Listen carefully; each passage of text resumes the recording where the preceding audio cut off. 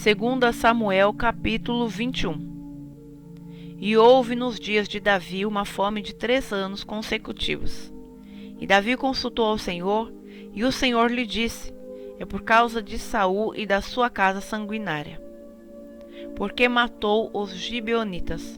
Então chamou o rei aos gibeonitas e lhes falou: ora, os gibeonitas não eram dos filhos de Israel, mas o restante dos amorreus, e os filhos de Israel lhe tinham jurado. Porém Saul, no seu zelo, a casa dos filhos de Israel e de Judá, procurou feri-los.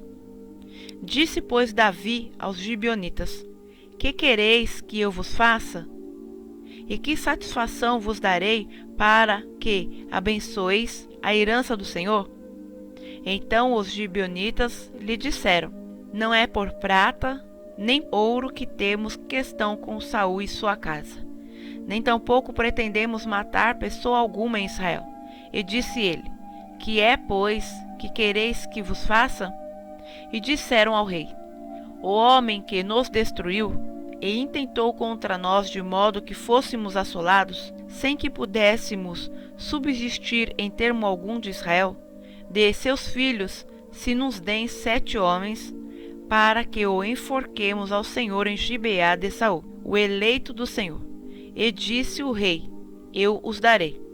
Porém o rei poupou a Mefibosete, filho de Jonatas, filho de Saul, por causa do juramento do Senhor, que entre eles houvera, entre Davi e Jonatas, filho de Saul. Mas tomou o rei os 2 filhos de Rispa, filha de Aiá, que tinha tido de Saul Armone e a Mefibosete, como também os 5 filhos da irmã de Mical, filha de Saul, que tivera de Adriel, filho de Barzilai, meolatita, e os entregou na mão dos gibeonitas, os quais os enforcaram no monte perante o Senhor.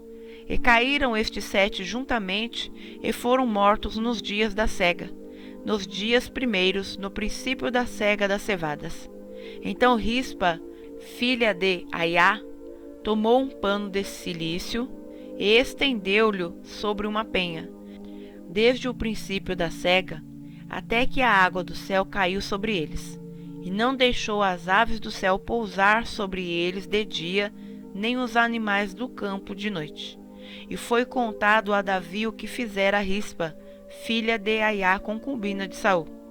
Então foi Davi e tomou os ossos de Saul e os ossos de Jonatas, seu filho, dos moradores de Jabes de Gileade, os quais os furtaram na rua de Bet-san, onde os filisteus os tinham pendurado, quando feriram a Saul em Gilboa. E fez subir dali os ossos de Saul e os ossos de Jonatas, seu filho, e ajuntaram também os ossos dos enforcados.